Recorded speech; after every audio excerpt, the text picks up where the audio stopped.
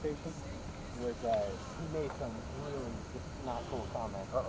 And I was talking to Andy Nagel. Andy Nagel at the same time said something funny.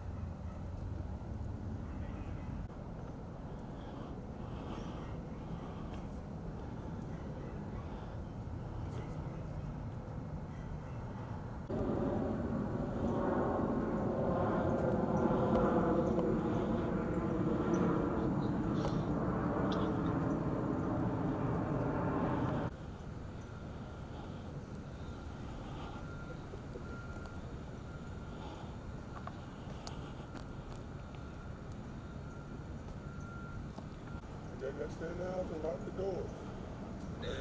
If it ain't me or with a key, we do not let nobody in. We make sure the front door, top.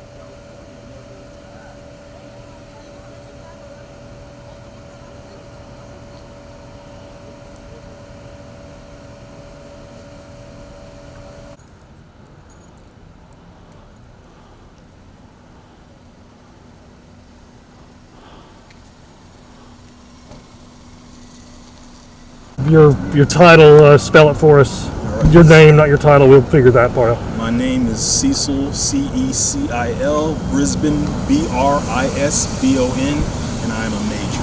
Major, what happened here tonight? So shortly before 10, so roughly at 9:55, we responded to a call for service for an assault with a deadly weapon in the 7900 block of Oak Meadow Court. Once we arrived on scene, we located a male who was suffering from a gunshot wound. Medic responded to the scene, and that individual was pronounced on scene. I always say this, it's the early stages of the investigation, so some of the information is limited. There are several folks out here kind of walking around, so hopefully we find somebody that heard something that's able to give us some information that can help us bring this case to a swift resolution. But things they remain the same. That is, if you see something, if you know something, if you heard something, we'd ask that you please give us a call. You can remain anonymous. You can call Crime Stoppers and give us something that will help us solve this case for a family that's in need right now. I can see signs for camera surveillance inside the apartment complex. Are you hopeful that that's going to yield something? And if it does, like, how realistic is it to expect to find something useful from the property management surveillance? Over the last few years, surveillance from property management has improved tremendously. So that's one of the things that we routinely do is try and get access to camera footage from apartment complexes, town-owned communities, and those sort of things. And a lot of those are fruitful in giving us some information to help us along with our investigations. At this point, I don't believe we actually had access to it, but we are hoping that will be one of those things that helps us along this resolution. I can see a lot of kids in this apartment complex as well. Like that troubles me. What do you suggest when you have kids and you are? So the reality is it's not just about kids. I mean, and I take nothing from that, but what I mean is it's about just people in general. You know, no community needs to deal with violent crime. It's harder to deal with when you have kids, because then you've got families trying to explain things to younger children, and that's something that nobody really wants to do. But we don't want crime in any community. We don't want crime around anybody of any age group. It's a lot harder to deal with when you're a parent and you're trying to explain something to your child, but we don't even want those parents to deal with it either. Medics said that they had a second victim with life-threatening injuries. Can you confirm that? I cannot confirm that. Okay. One other question from me. You guys had a team with a rifle on the inside pointing at a second floor window. Can you elaborate on what was going on there?